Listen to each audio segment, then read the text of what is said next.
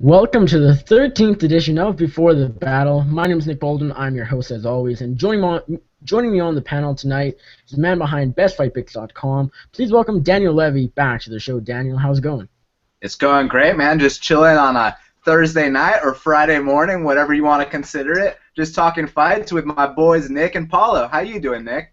Not too bad. And Paolo, obviously, Go Paolo joining us. As always, he's a writer for Sportsnet.ca. Paolo, thanks again. How's it going? How's it going, guys? Excited to be here. Just waking up from my long hibernation. I can't remember when the last time we had a UFC event was. Was it like in 1997 or something? Well, I wasn't born then, so I think I've watched at least a couple since I've been born and everything. But we have UFC this weekend. It is not the best, and some people would even say it's like a Bama card. So we can even call this Bama 23 if we want to, but we'll stick with UFC Fight Night 76. Main event, Lewis Smolka, Paddy Holohan. Not what we expected, really, whatsoever. Obviously, going into this week, we thought we were going to see Dustin Poirier taking on Joe Duffy in a very interesting lightweight matchup, and that really was going to be a fun fight. Joe Duffy pulls out due to a mild concussion, like on 3 or 4 days out of the fight. So, Daniel, give me your thoughts on the fact that Joe Duffy got a concussion during fight week. It's crazy, man. I just don't understand why he was sparring that hard on fight week. And also, I wonder who knocked him out. Word on the street is it might be Alex Garcia. But, who knows? And, it's just a disappointment for the fans. And, yeah, man, what can I say? It sucks. And, Apollo, anything to add to that? No, man, it sucks. There's no other way to look at it. It really sucks because I was really looking forward to that fight. Yeah, I gotta agree with that. And but honestly, Joe Duffy should not be sparring hard enough to be able to be concussed during fight week. Most people are done like 10 days out of a fight or even earlier than that. So I don't know. It's disappointing. That's why he had to pull out, but injuries happen in MMA. It's kind of just a part of the sport. We got to deal with it. Obviously, another disappointing injury was Stipe Miocic pulling out of the fight with Ben Rothwell. Another devastating injury there. I believe Stipe suffered a injured rib, if I'm not mistaken. And he actually has a fight. So let's quickly talk about that. Stipe Miocic now taking on Andrei Arlovski. So, Paul, we'll start with you. What are your early thoughts on that fight? Okay, that fight's going to be an awesome fight, but that's way down the road. I want to talk about how it's so funny that literally, like, I think 1 or 2 days after Miocic is injured, they announced the Arlovski and Miocic fight. It's almost like the UFC's just like, screw this fight. We're just going to give Miocic a better fight, or we're going to give him a higher-ranked fighter, while Rothwell is still there in Dublin without a fight. And, I think there's some rumors going on that Ben Rothwell is probably being punished by the UFC because he didn't want to take the Mitrione fight. So who knows? Yeah. And Daniel, anything to add to that? Obviously, kind of touch on not necessarily the matchup, but just the fact that it doesn't seem right to me anyways that they didn't go ahead and rebook that Stipe versus Rothwell, not a rematch, but reschedule that fight. Because the thing is, if Ben Rothwell was given a short notice replacement fight, then that would have been fine because Stipe, of course, it wasn't a big injury or anything, so he would be ready in January like he shows by filling in for taking on Andre and everything. He wasn't ready for this weekend, but it kind of doesn't seem right to me anyways, the fact that he's not fighting Rothwell and Rothwell is just left without an opponent. And Rothwell wasn't the guy that got injured anyway, so Daniel, kind of just touch on that, and if you want, touch on the matchup as well. Yeah, it is what it is. Maybe Ben Rothwell will take on the winner of Junior Cigano versus Alistair Overeem. That could be really fun, JDS versus Rothwell.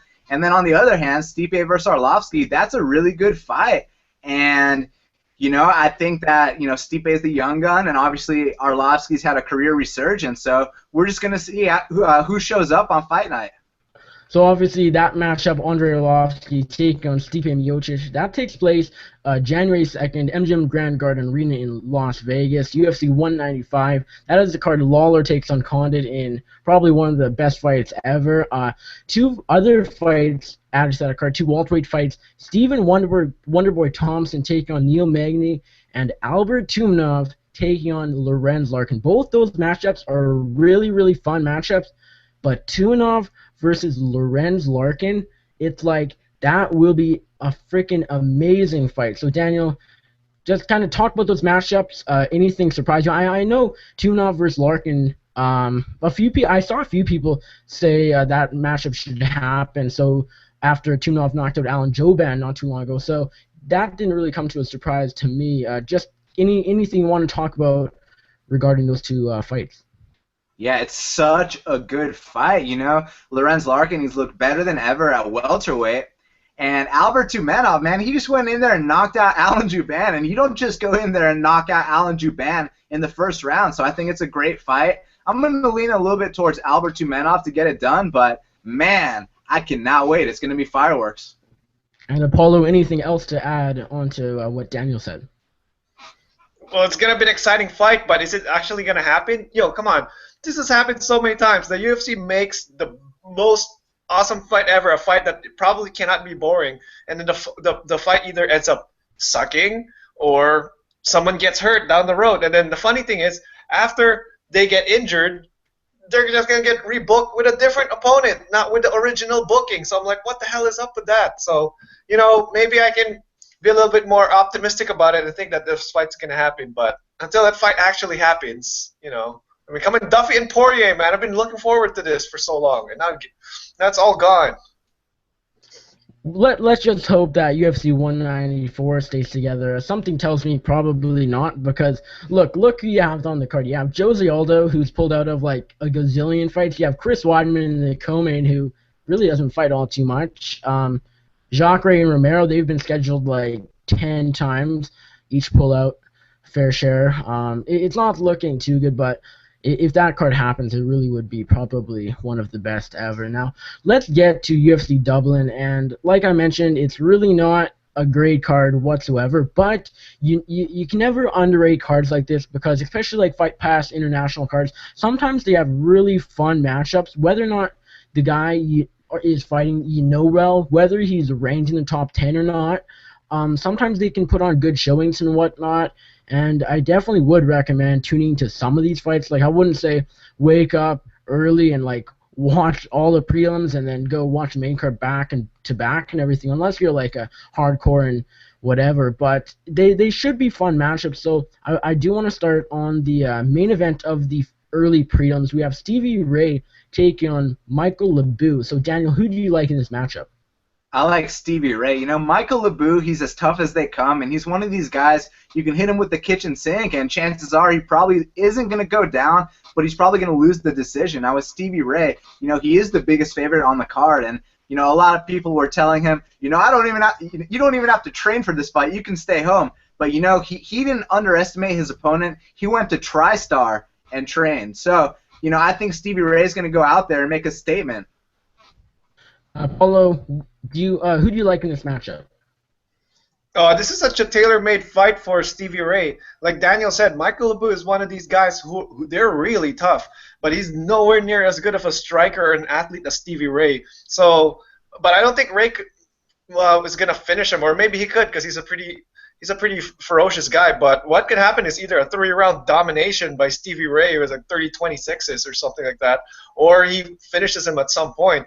Definitely, Stevie Ray's someone you definitely like you should have on your DFS. Yeah, it really. I do think Stevie Ray gets a nod here, and probably by stoppage. I'm probably most confident in him out of every fighter on this card.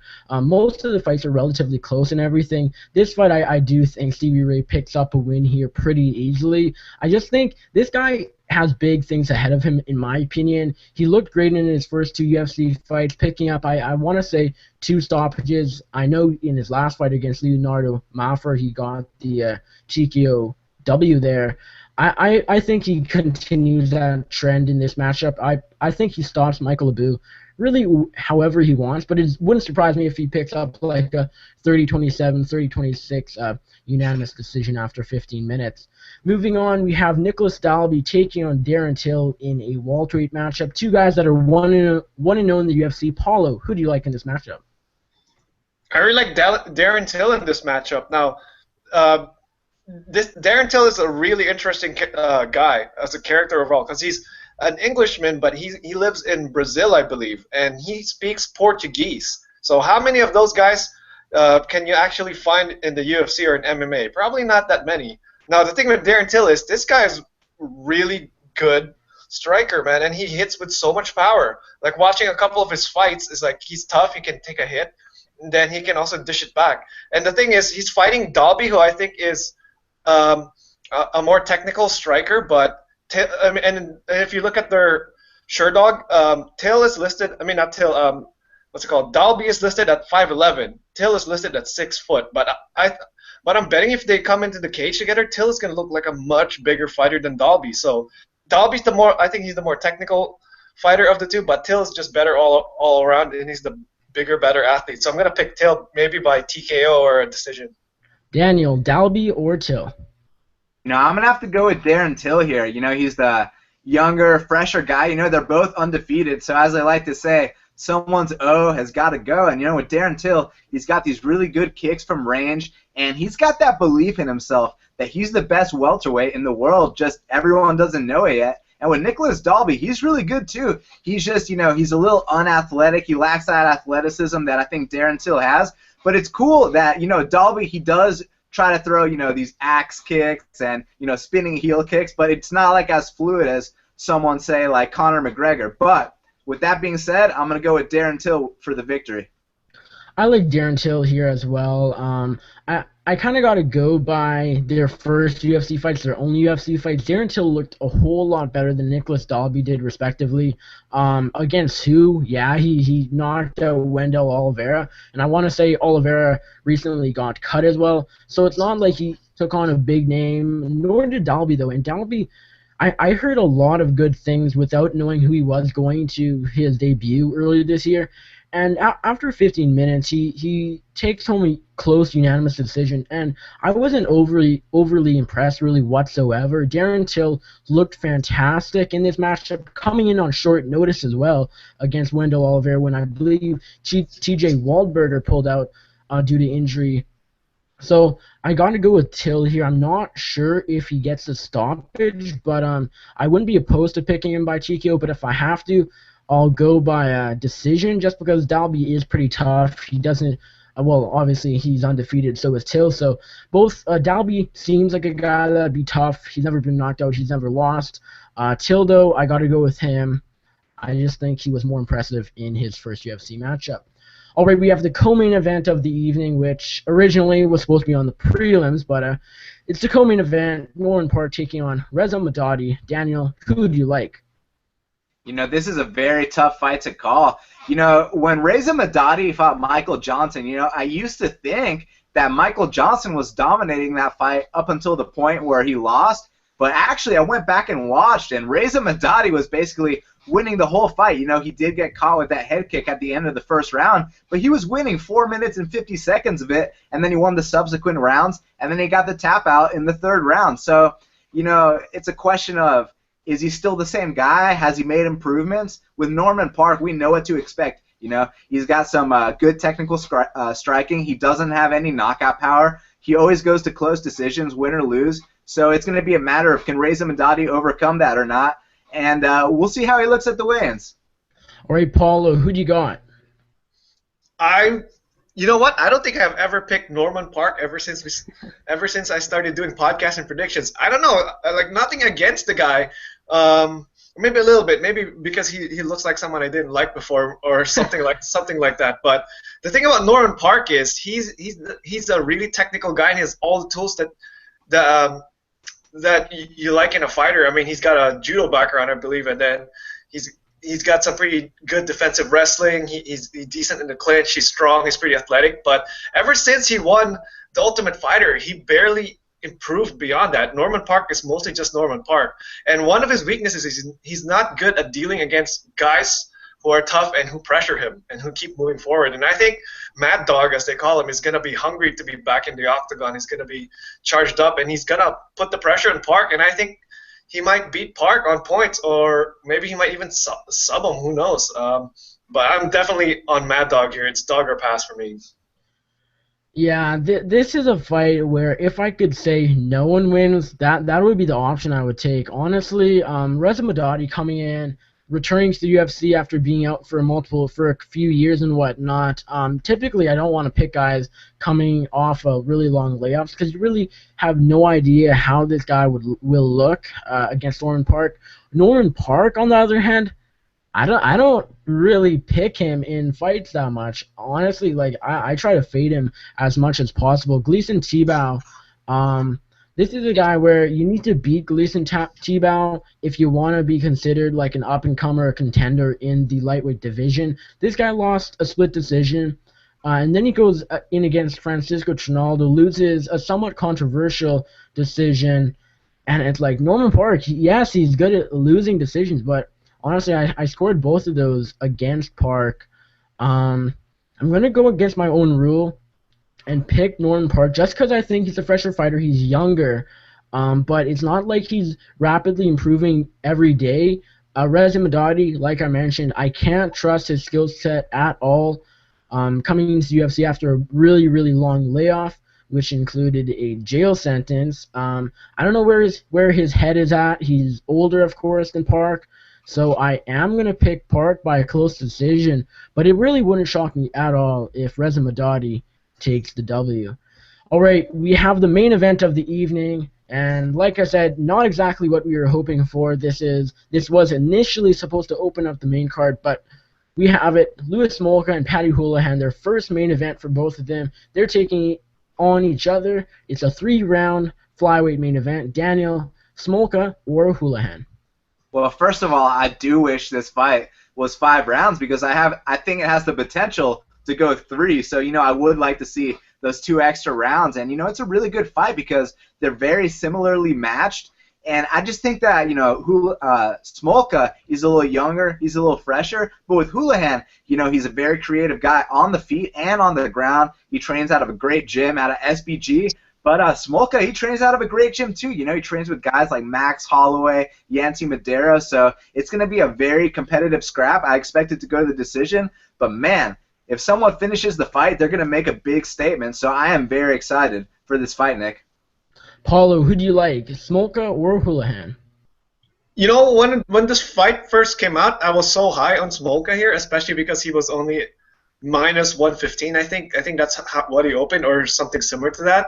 But it's a pick'em fight, man. Now that I look at this fight more, these guys are they're pretty similar, especially their build. They're both lanky flyweights. They both get creative in the striking. They're both scrappy on the ground. This could be a back and forth fight with a lot of scrambles on the ground when they're just exchanging. And I don't see the other guy finishing the other because they're both tough, man. So, and I can't really say dog or pass because there's really hardly an underdog here. I mean, I guess Holohan is a slight underdog, but it's really tough, man. And I already put a bet on Smolka, but I am getting mad better's remorse here. So I'm hoping Smolka wins for the sake of my bet, but it's tough. Like Daniel said, man, it's tough to see who wins this fight. I might actually side with Holohan here because he is in Ireland, so he does get the judge's benefit of the doubt, likely, but maybe Holohan 29-28. And Daniel, you have one more thing to add? Yeah, I'm leaning Smolka, but just something doesn't sit right with me picking against Holohan in Ireland. So that's all I gotta say, Nick.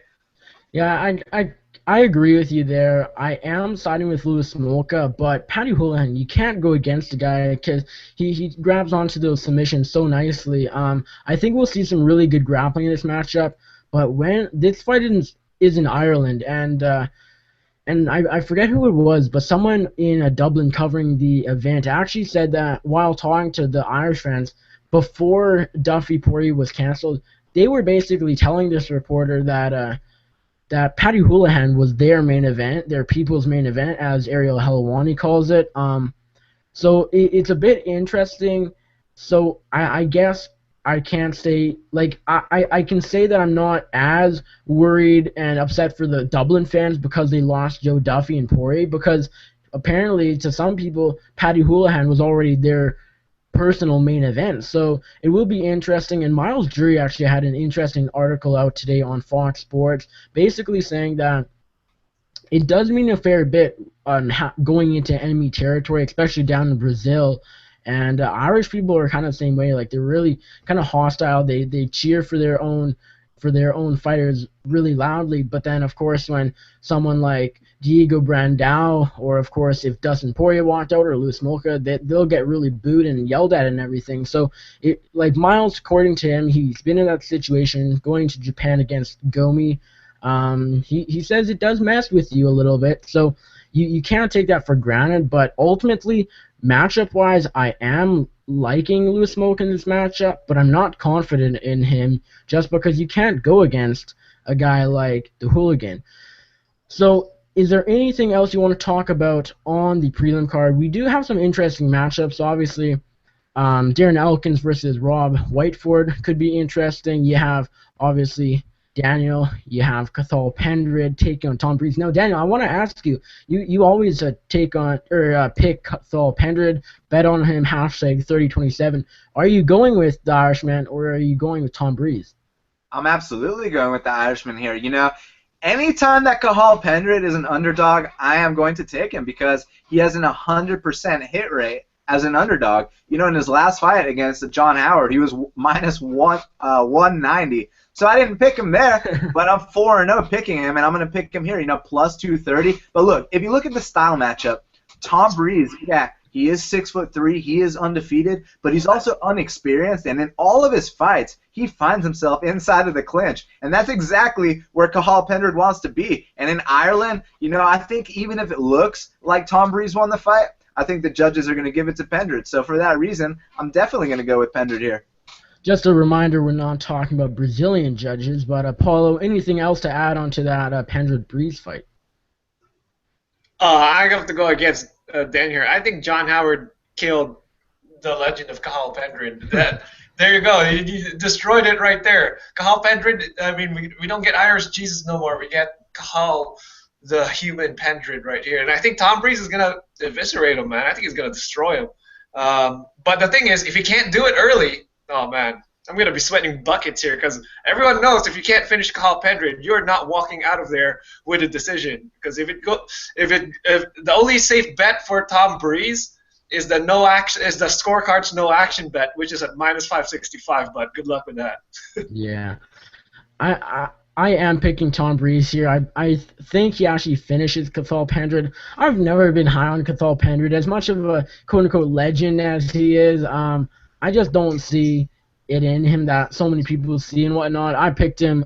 I picked John Howard actually as the underdog, and I really did. That fight didn't surprise me really one bit. Then again, I did pick Augusto Montano to knock out Cathal Pendred, so maybe Pendred will end up 30-27ing Tom Breeze here. But I am going to go with Tom Breeze here. He's undefeated for a reason. This guy has a really high-level skill set, at least for an up-and-coming prospect out of England and everything. I think Breeze finishes him, but you never know. Cathal Pendred in Ireland, you never know. Now, let's see. What else do we have on this Fight Pass prelim card? One matchup that's really interesting, Scott Askham taking on Krzysztof Jotko. 13-1 for Askham, 15-1 for Jotko. Two guys that are like really top prospects and everything, really have high-level skill sets. Daniel, just any thoughts you want to give on this matchup? Yeah, I absolutely got Scott Askham here. You know, I think that he hasn't really shown his full potential. You know, in that first fight with Magnus Sedenblad, he showed, you know, glimpses here and there. But after that fight, you know, he changed his training camp. Now he's, you know, working on his grappling more. And then he went out there against Antonio Dos Santos Jr., and he knocked this guy out cold, and it was brilliant. And I think against Jotko, you know, he's going to avoid the takedowns, and he's going to knock him out as well. And Apollo, do you want to add anything on to what Daniel said as well? Not so much. Askham is I'm just surprised Askham is at a cheap price. I think he's only at minus 135 or something like that. And I think the reason why is he's still relatively unknown, man. Not a lot of people still know about him because he's always buried in like the prelims of like a Brazilian card or like a European card or something. But just from what little tape study I've seen of the two, like I'm far more impressed with Askham, man. This guy has a lot more power, and I think he's gonna dust Siedenblad. Oh no, not Siedenblad. Yotko. Close enough. Close He enough. lost to Siedenblad actually, but Yeah, actually exactly. Siedenblad fought both of them, and I think Siedenblad finished Yotko, and he decisioned Askham there. But I think Askham did much better against Siedenblad. I think he even dropped him, but while Yotko got his ass whooped. Yeah, I gotta go ask him here. Jarko kind of worries me. He's been out of action since October 4th, 2014, so over a year. Kind of like Reza Madadi, I don't like to pick against pick guys that are coming off long layoff. Jarko is one of those guys. He's been injured. He was actually supposed to fight Derek Brunson. I want to say on the Berlin card, Joanne Jędrzejczyk taking on Jessica Panay earlier this June. He got hurt, I believe. Derek Brunson ended up just being scrapped from the card and everything. But he's been hurt. He's been off for a while. I asked him really, really impressive in his last fight. So I got to go with him. And one fight, I know, Daniel, you really like breaking down this fight. We have Darren Elkins, who's ranked number 14 in the featherweight division, taking on Robert Whiteford. So, Daniel, give us your thoughts on this matchup. Yeah, this is a really good fight. You know, Darren Elkins, he's as tough as they come. You know, he's a wrestler. He tries to get you down on the ground and on the feet. You know, he walks in a straight line, and he tries to turn it into a brawl. But the thing with Robert Whiteford is he has the style to counter that. You know, he's got great footwork. He's got a judo base, so he can counter the wrestling. And, you know, I think his striking is getting better every single fight. You know, if you saw that fight against Redmond, he didn't just knock him out, it's how he knocked him out. You know, that counter, that was some high-level striking. And if that's the kind of stuff he's working on in the gym at ATT, you know, training with guys like Mirsad Bektik, training with guys like Dustin Poirier, then I really think this is going to be like a showcase fight for Robert Whiteford. And Apollo, anything else to add on to that Whiteford-Elkins fight? No, not so much. Daniel covered all of it, and I actually got peer pressure. I was actually initially thinking about a bet on Elkins because, you know, Darren Elkins is one of the most predictable fighters ever. You know what he's going to do in there. I think he has one of the worst nicknames ever for an MMA fighter, Darren Damage, because honestly he takes more damage than he gives, but he still manages to win the fight. He's going to do what Darren Elkins does. He's going to try to push him up against the wall. He's going to try to get him down, grind him out, write a decision, but you know what? Even if he wins, he still eats a lot of damage. I mean, Diego Brando almost killed him. Lucas Martins was tagging him a couple of times, and he got who was it? Oh yeah, he got smoked by Chad Mendes. So as Whiteford's making all those improvements, as Daniel said, he's gonna piece up Darren Elkins and probably beat him up enough to earn a decision. He also has sort of the hometown advantage. Sort of. There might be a couple of UK fans in there. I don't know, like Darren Elkins, another guy that I like to fade a lot, but Robert Whiteford, he did look really impressive, of course, in his last matchup against Redmond, but Paul Redmond, it's Paul Redmond. This is Darren Elkins. He's really tough. He doesn't get knocked out too often. Obviously, Chad Mendes knocked him out, but that's Chad Mendes, one of the best featherweights on the planet. So there's no shame in getting finished by Chad Money Mendes. Darren Elkins is a guy that I pick against him a lot. He proves me wrong by winning boring decisions, and honestly, I think that's probably what's going to happen again in this matchup. Rob Whiteford could, I wouldn't mind seeing Whiteford win just because it'd be new blood in the featherweight division. You could probably say Whiteford would be close to ranked, if not ranked, number 14 or number 15 in the 145-pound division. So it would be interesting if he picks up that win, but Darren Elkins, I have to say he gets the win. But it won't be easy. Now, I do want to ask you guys kind of just about the overall card, because not a whole lot of people are saying, oh yeah, this is a fantastic... Well, no one's saying it's a fantastic card. No one's saying it's a good card. But there are matchups that could be interesting, of course. Main event, really fun main event, just not name-worthy enough, in my opinion. But UFC did what they have to do. Props to Holohan and Smolka for stepping up in the spotlight on this short notice and everything, then again, the actual matchup doesn't change. But Paulo, kind of just your overall thoughts on the card.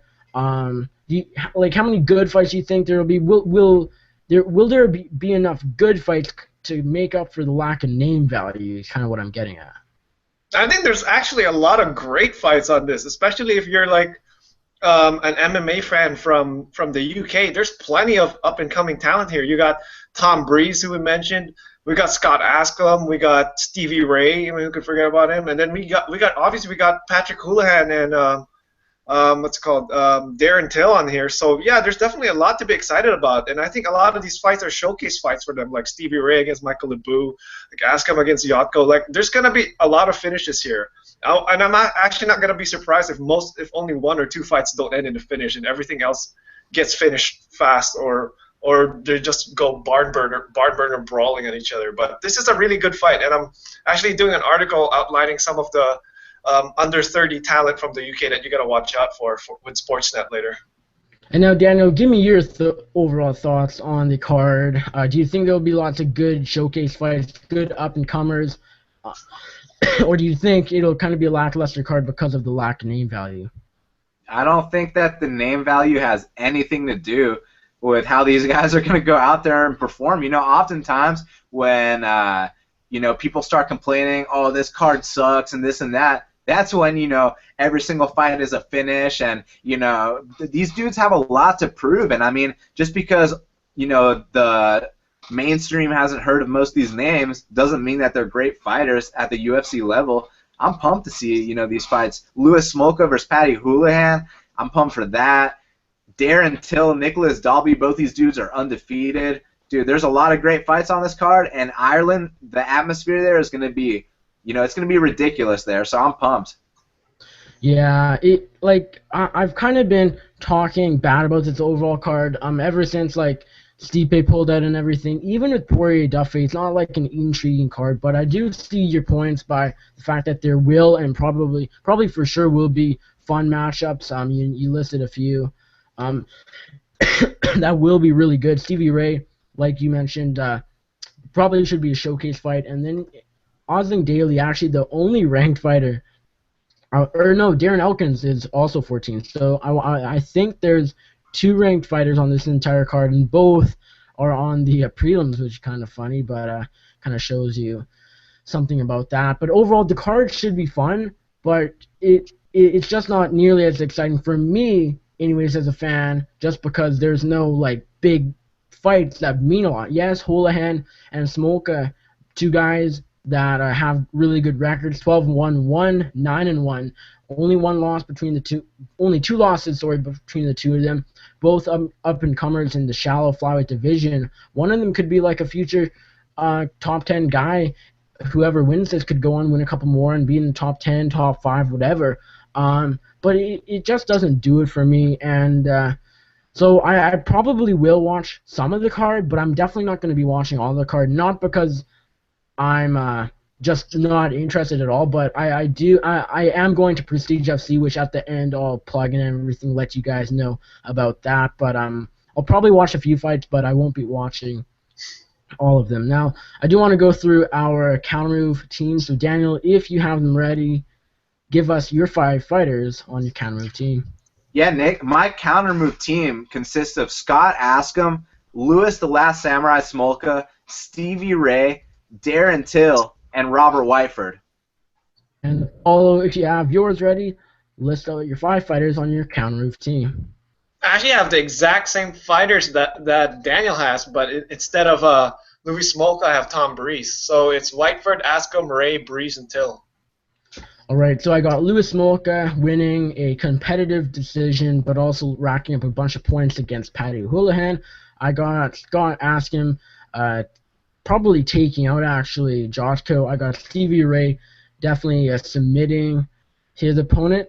And Tom Breeze, I'm going to say knocks out Cathal Pendred, maybe submits him, but I'm hoping for a finish there, just so he racks up 100 points or so. And then Darren Till. What was that? So I was just saying he's going to kick his head off. Hopefully, we'll see. We'll see. It's all pending.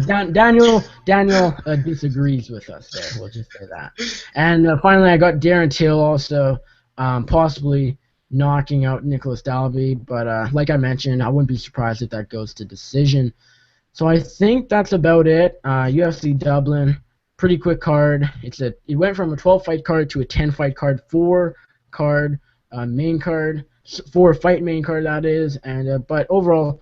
Should be fun fights, but like I mentioned, there just really isn't any name value at all. So Daniel, thanks again for coming on.